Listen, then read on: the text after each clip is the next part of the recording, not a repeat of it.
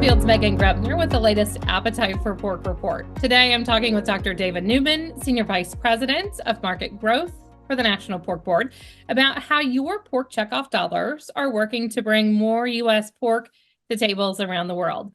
David, thank you so much for taking some time to talk with us today. Yeah, thanks, Sue. Thank you. It's great to be here. Here at home, the Pork Checkoff has been working to expand markets. What does that mean for pork producers?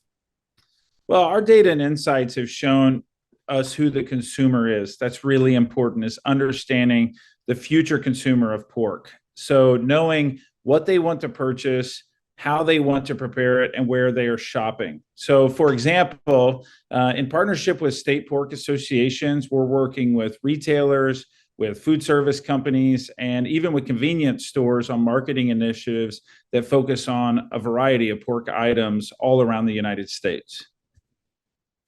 Does it have some, when you look at those opportunities, how do those quick stores or those C-stores really help bring pork in front of consumers and in a quick, maybe like a quick purchasing power? So it's really interesting, the explosive growth of convenience stores in the United States and around the world, actually, where people are going to convenience stores for quick, easy meals. And pork fits very well into that category. For example, we have a real success story in working with Quick Trip or Quick Star in multiple states around the country, where we are actually focusing not only on quick items, think about something like a pre-cooked bacon wrapped tenderloin or possibly a pork fritter sandwich, but we actually now see consumers going into convenience stores for fresh items. And if you just think about the grocery store you went into 10 or 15 years ago and the ones you go in today, you can actually see that very noticeable change in food offerings. And we're trying to make sure that pork is center stage as an example in those. I'm not going to lie. We have a grocery or a gas station that also sells fresh sausage, and it's the best sausage you can buy in Kentucky. And it's a staple for us. Yeah, and a lot of the items that you would see, especially when you think about processed items, things that bacon would normally be on are an example, but sausages, sausage sandwiches, it's something they can grab either from the hot box or potentially even somewhere else in the store. We have been working with activations with different C-stores around the country, and we have actually seen really, really good volume and value that we can translate back to producers. So it's a great spot, in other words, to interact with your everyday consumer. David, anything else you'd like to add?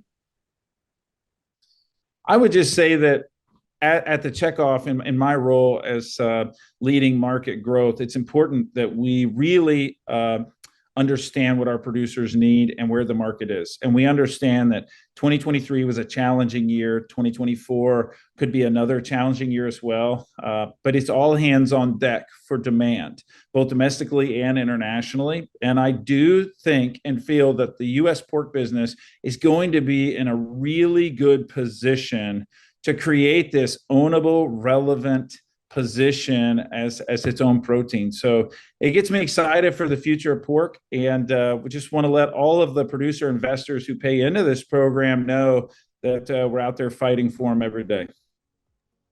David, thank you again so much for joining us today and talking about how the Pork Checkoff is building a bigger appetite for U.S. pork. You can find out more information at porkcheckoff.org/market growth. I'm Meghan Grebner for Brownfield.